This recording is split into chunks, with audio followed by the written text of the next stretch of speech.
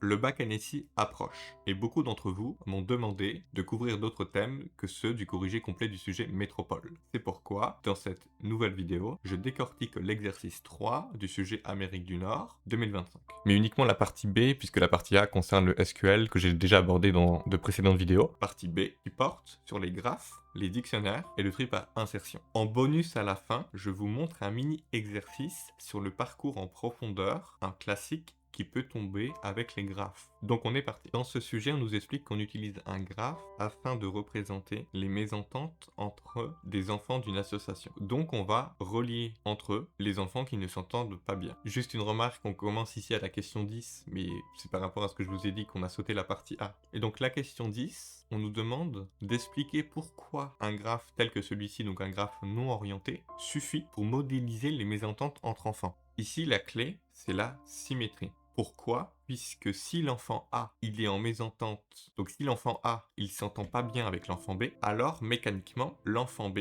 ne s'entend pas bien avec l'enfant A. Ça va dans les deux sens, c'est une relation qui est réciproque. Or, un graphe non orienté représente exactement ça, des arêtes sans flèche, qui veulent dire A et B sont liés, sans privilégier un sens particulier. A l'inverse, un graphe orienté servirait à modéliser des relations à sens unique, comme A suit B sur Twitter, sans que B suive A pour autant. Donc ici, le graphe non orienté, il suffit amplement, puisque la relation, elle est symétrique, elle est réciproque. Pour la question 11, on doit dessiner le graphe G2 à partir de son dictionnaire en Python.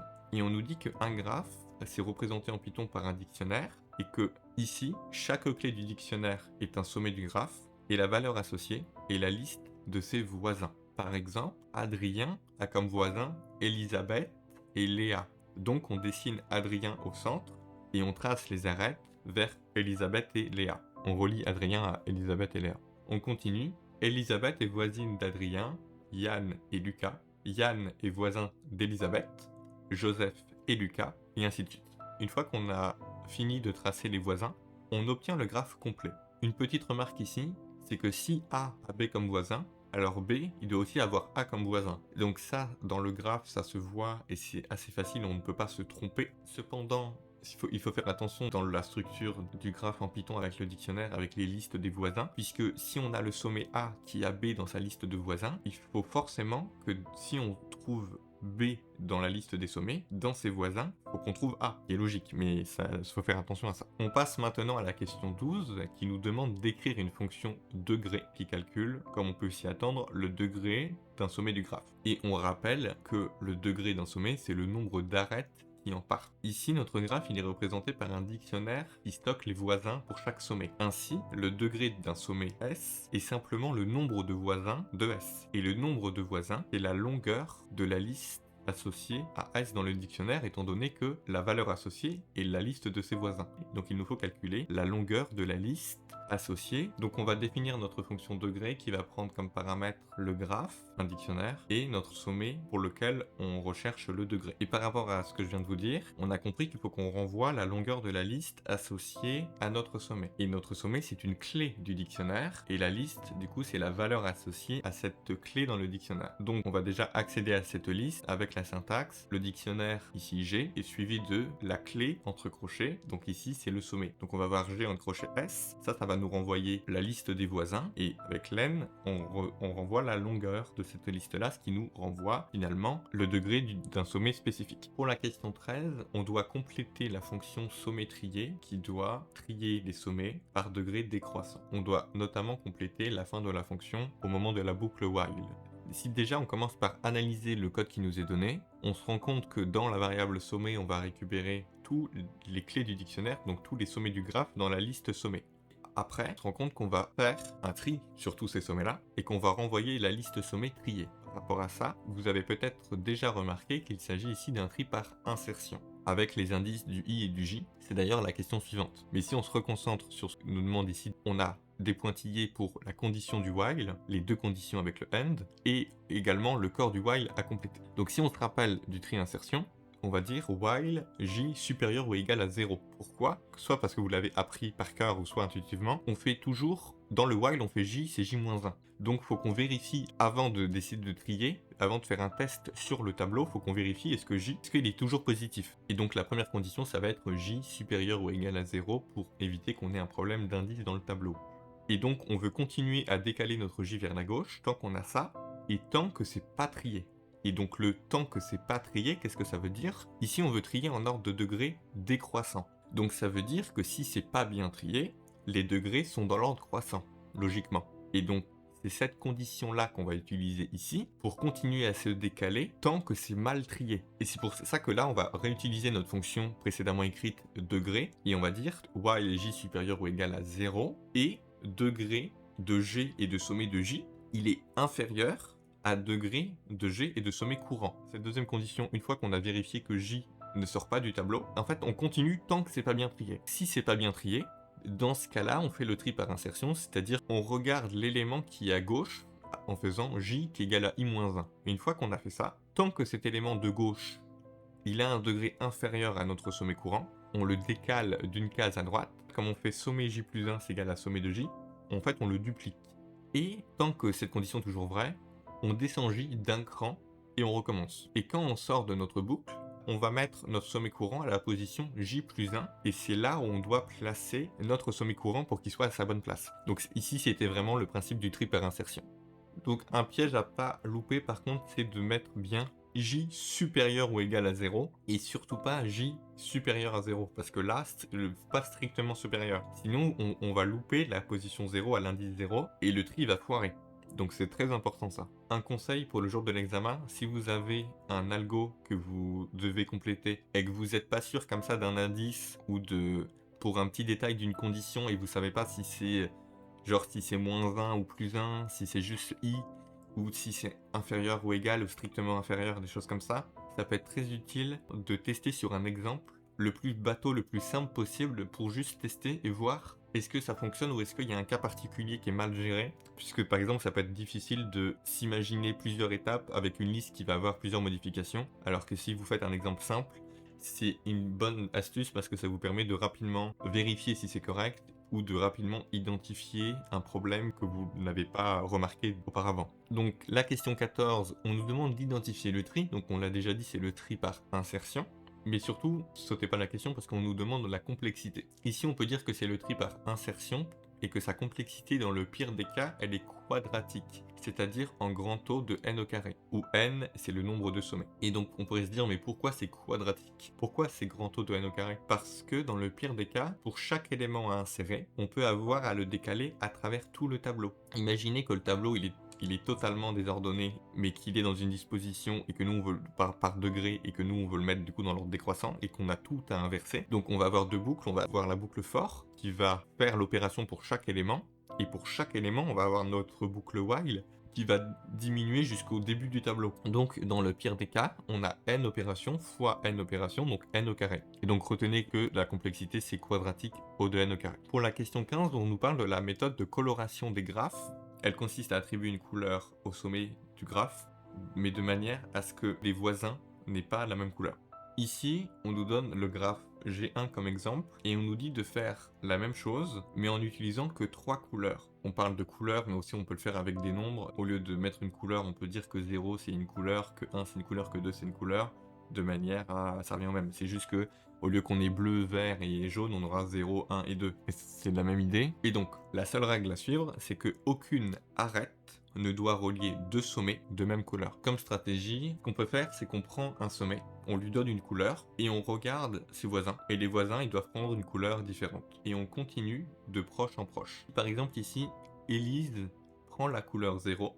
Octavie, voisine d'Élise, ne peut pas prendre 0, donc elle prend 1 comme couleur. Pierre, voisin d'Octavie, prend la couleur 2. Raphaël, voisin de Pierre et Virgile, lui, il va prendre la couleur 0 parce que c'est compatible, puisqu'il n'a pas de voisin qui pose problème. Il n'a pas de voisin qui a aussi cette couleur-là. Virgile, voisin d'Élise, Octavie et Raphaël, prend la couleur 2. Sixtine, sans voisin, prend la couleur 0, peu importe. Et voilà, on a 3 couleurs qui suffisent pour colorer ce graphe. Pour la question 16, on nous demande de compléter la procédure colorer graphe qui modifie le dictionnaire DC pour associer à chaque sommet sa couleur. C'est exactement en fait ce qu'on vient de faire à la main pour comprendre l'idée, mais là il faut qu'on fasse un algorithme qui va faire la même chose. Donc si on regarde le code qui nous est fourni, on nous explique que cette procédure elle prend comme paramètre le graphe et le dictionnaire des couleurs. Et on nous explique que les clés du dictionnaire des couleurs, c'est les sommets du graphe, et que les valeurs par défaut dans le dictionnaire des couleurs, elles sont toutes à -1.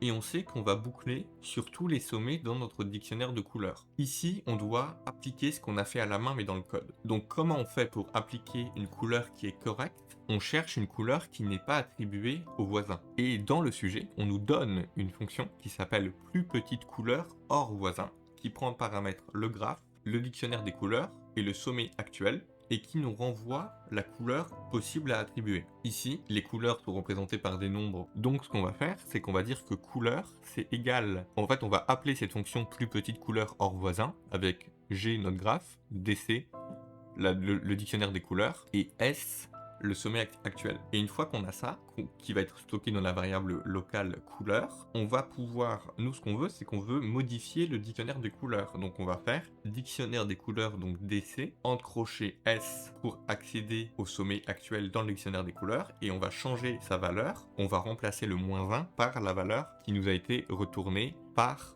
la fonction plus petite couleur hors voisin. Pour la question 17, on doit compléter le code de l'algorithme de Welch-Powell. Cet algorithme, comme on nous l'explique dans le sujet, il consiste à colorer le graphe dans l'ordre de ses sommets par degré décroissant. Cette fonction, elle prend uniquement en paramètre le dictionnaire qui correspond au graphe. On nous suggère également de s'inspirer de la fonction colorer graphe et d'utiliser la fonction sommet-trier, étant donné qu'on l'a déjà écrite et que ça nous permet de trier dans l'ordre décroissant et que c'est cohérent avec le fonctionnement de l'algorithme Welch-Powell. L'idée de cet algorithme, c'est qu'au lieu de colorer dans n'importe quel ordre, on commence toujours par les sommets qui ont le plus haut degré, car ce sont eux qui posent le plus de contraintes. Si vous avez un petit graphe ou une situation qui n'est pas très complexe, on peut s'en sortir en faisant dans n'importe quel sens. Mais si on reprend l'exemple des enfants d'une colonie de vacances et qu'on doit faire des groupes, si on a l'enfant A et l'enfant B, et qu'on veut faire des groupes de gens qui s'entendent bien ensemble, et qu'on demande aux gens de donner une liste des gens avec qui ils s'entendent pas, si l'enfant A, il nous donne une liste de 10 personnes avec qui ils s'entendent pas, et que tout le monde a donné juste une personne avec qui il s'entend pas, dans ce cas-là, le meilleur moyen de faire, ça va être de déjà placer l'enfant qui a donné plein de noms avec qui il veut pas être. Il va nous donner une contrainte qui va être plus élevée, qui va être plus compliquée à gérer. Mais donc si on le met en premier avec quelqu'un avec qui il s'entend, après ça va être simple et on sait qu'on va y arriver. Mais si on le traite en dernier, on va devoir réorganiser tous nos groupes précédemment établis puisque on n'a pas pris en compte sa contrainte qui était beaucoup plus importante que les autres. Donc ici, la première ligne, on a des commentaires dans le code qui nous aident à compléter. On nous demande d'initialiser à -1 pour tous les sommets dans le dictionnaire DC. Pour initialiser notre dictionnaire DC, c'est égal à, entre accolades, S de point -1. On a une clé et une valeur. En restant dans les accolades, on suit ça d'une boucle for en disant for S in G. C'est ce qui va nous permettre de créer un dictionnaire DC qui va contenir comme clé toutes les clés, donc tous les sommets en fait du graphe G, et comme valeur -1. Ensuite, on doit parcourir, parce qu'on a une boucle for, donc on se doute qu'on doit parcourir des sommets. Parcourir les sommets, mais on doit les trier. C'est en ordre décroissant des degrés, c'est l'intérêt même de cet algorithme-là. Donc ici, on va parcourir les sommets, pas dans un ordre aléatoire, pas dans l'ordre du dictionnaire, on va les parcourir en les triant par degré décroissant, ce qui est très important. Donc on va mettre for S in sommet trié de G. Là, c'est dans la même idée, on va dire que la couleur, c'est la plus petite couleur hors voisin du graphe G, en fonction du dictionnaire couleur, et on veut savoir ça pour le sommet S. Et finalement, on met à jour dans notre dictionnaire des couleurs, pour le sommet actuel, donc le sommet S, on met à jour cette couleur-là. Donc ça va passer de -1 à la couleur que la fonction plus petite couleur hors voisin nous aura renvoyé. Et finalement, on renvoie le dictionnaire des couleurs. Donc je vous fais un bonus sur quelques questions du sujet 2 d'Amérique du Nord de 2025. Donc pour la question 13, donc on a une fonction def parcours graph visiter ville, on a cette fonction là et on nous demande pourquoi cette fonction elle est récursive, parce que elle s'appelle elle-même sur les voisines de la ville actuelle. C'est la définition d'une fonction récursive, c'est le fait de s'appeler elle-même. Pour la question 14, on nous demande de déterminer la mise à jour des tableaux visiter 1 et visiter 2 suite à l'appel du parcours, du graphe. Donc faut suivre l'algorithme. Donc on commence déjà avec visiter 1, on part de W, on l'ajoute à visiter, on regarde les voisins de W, on va à P, on ajoute P à visiter, donc on a W et P, on regarde les voisins de P à W, parce qu'il est déjà visité, donc on va à T, T il est ajouté, donc on a W, P et T, après les voisins de T, on a B et S, donc on va à B, donc B il est ajouté. B il n'a pas d'autres voisins non visités, donc on revient à T, après on va à S depuis T, donc on a W, P, T, B, S, et on n'a plus rien à explorer, donc on s'arrête là et c'est terminé. Donc visiter 1, à la fin, ça nous renvoie W, P, T, B et S. C'est un parcours en profondeur, on explore à fond une direction avant de revenir en arrière, contrairement au parcours en largeur, on visite tous les voisins d'abord avant d'aller plus loin.